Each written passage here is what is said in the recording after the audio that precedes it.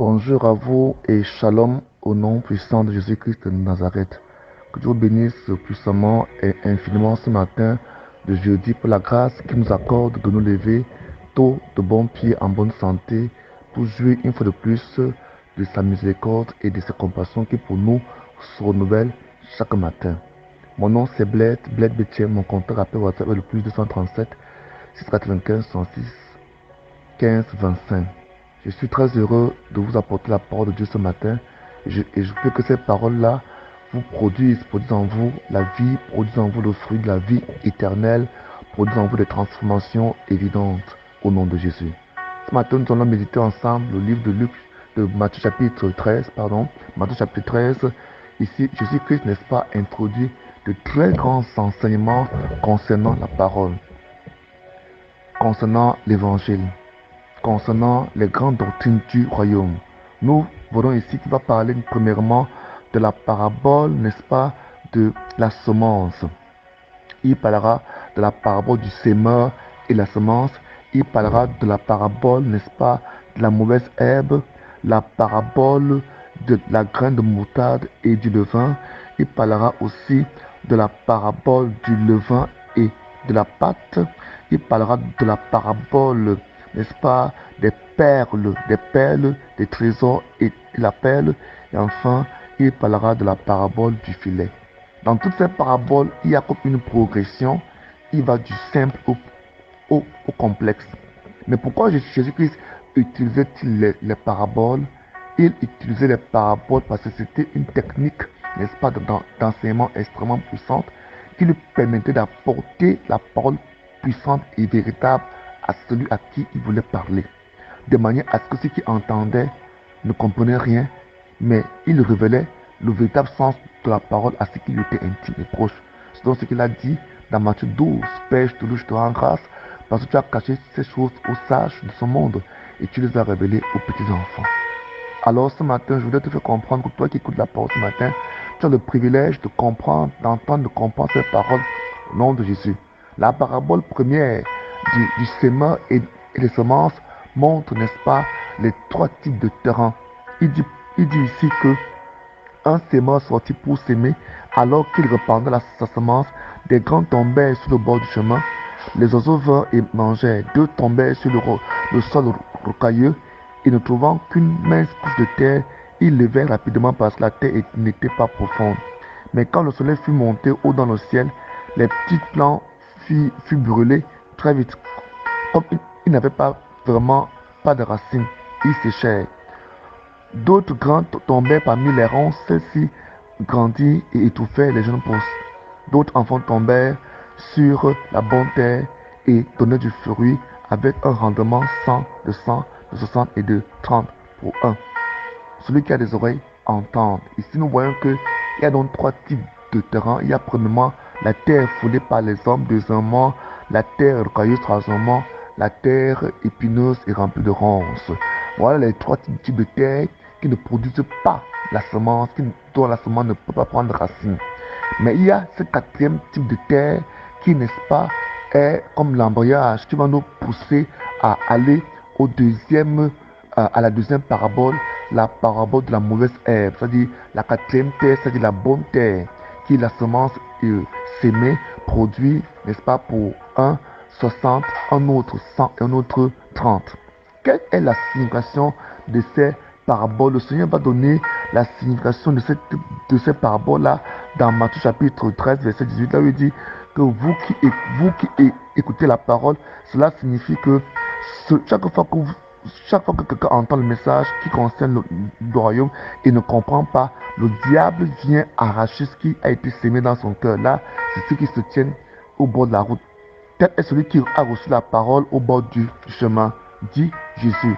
Maintenant, pour celui qui a reçu la semence sur le sol rocailleux, il s'agit, n'est-ce pas, de celui qui entend la parole, accepte aussitôt avec joie, mais ne la laisse pas prendre corps, racine en lui, car il est inconstant. Dès que surviennent les difficultés, la persécution à cause de la parole, voilà qu'il abandonne tout. Encore, un autre qui a reçu la semence parmi les ronces, c'est celui qui écoute la parole parmi et en qui elle ne porte pas de fruits parce qu'elle est étouffée par les soucis et les inquiétudes de ce monde et par la très trompeur des richesses. Un autre enfant a reçu la parole sur la bonne terre. C'est celui qui écoute la parole et qui la comprend. Alors il porte du fruit chez l'un, un grain rapporte 100, un autre 60 et un autre 30. Vous voyez que même ceux qui reçoivent la parole dans la bonne terre ont un problème, c'est que la production n'est pas la même. Donc tout dépend de la compréhension et de la capacité de la fructifier. Vous voyez qu'ici, après, il leur propose une autre parole, la parabole de la mauvaise herbe. Il parle là d'un sémeur qui sème, n'est-ce pas, la bonne semence. Et quand elle pousse sur une bonne terre, il voit qu'il y a la bonne semence et la mauvaise semence. Là montre, n'est-ce pas, la bonne terre qui produit aussi très bien, mais il y a l'ivraie qui pousse. Vous voyez que la deuxième parabole n'est que la continuité de la première parabole. Et il dit maintenant que lorsque l'ivraie pousse avec la bonne semence, les ouvriers voient comment, n'est-ce pas, les deux semences poussent et veulent arracher.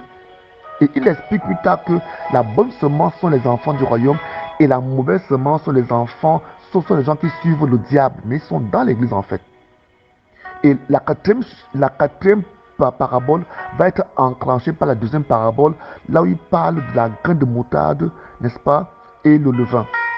Il montre que le royaume de cieux appartient le royaume de cieux ressemble à une graine de moutarde qu'on a sémée. Quand elle est sémée, elle est la plus petite de toutes les graines, mais quand elle grandit, elle devient grande. Elle a poussé. Elle dépasse les autres plantes du potager.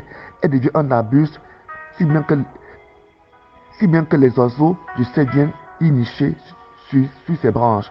Cela montre les divers niveaux de la croissance de la graine qui a été plantée dans la bonne terre. Pour montrer que la graine plantée dans la bonne terre commence d'abord par devenir comme une plante. Bien sûr, elle est enlacée par l'ivraie, mais au fur et à mesure qu'elle grandit, elle devient un arbuste. Puis quand elle traverse la phase d'arbuste, elle devient un grand arbre. Pour montrer qu'en vérité, il n'y a rien qui pousse toute la croissance d'un véritable enfant de Dieu. Ni l'ivraie, ni la mauvaise herbe. Amen. Donc il faut donc avoir la foi. Il dit que lorsque cet arbre grandit, tous les oiseaux du ciel viennent y nicher. Et il démontre plus tard que le royaume de cieux ressemble à un levain qui fait lever toute la pâte. Pour montrer la puissance qui réside dans le cœur d'un homme qui a reçu la véritable semence. La véritable semence qui est la semence de la parole de Dieu ne peut être bloquée par aucun obstacle, par aucun empêchement. C'est ce que Jésus-Christ montre ici dans cette parabole. Maintenant, plus tard, il montre que l'engagement reçu dans le cœur de quelqu'un qui a accepté Jésus-Christ est si fort que cette semence ressemble à une perle qui a du prix au point où il ne tombe pas vendre tout ce qu'il a pour venir acheter, n'est-ce pas, le terrain dans lequel il y avait la perle. Pour montrer que quoi, lorsqu'on reçoit la parole de Dieu, lorsqu'on reçoit la vie éternelle, lorsqu'on s'accroche, n'est-ce pas, au royaume de Dieu, on vend tout ce qu'on possédait avant. Qu'est-ce qu'on possédait avant? Nos vices, nos péchés, nos mauvais comportements. C'est ce que nous vendons. Que veut dire vendre? C'est perdre pour venir avoir, pour venir, n'est-ce pas, recevoir la véritable vie. Il le dit clairement dans ce texte ici. L'homme se ressemble à un trésor enfoui dans un champ. Un homme le découvre, il le cache, à nouveau s'en va, débordant de joie, vend tout ce qu'il possède et achète ce champ. On ne peut pas marcher avec Jésus avec les mêmes caractères qu'on avait avant.